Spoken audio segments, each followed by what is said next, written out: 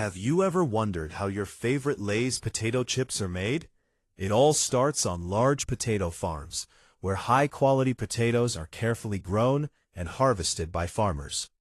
Once the potatoes are ready, they are loaded onto trucks and transported to the Lay's factory for processing. When they arrive at the factory, the potatoes are thoroughly washed in large machines to remove dirt and impurities. After cleaning, powerful machines remove the potato skins, leaving smooth potatoes ready for the next step. The potatoes are then sliced into very thin pieces using high-speed slicing machines.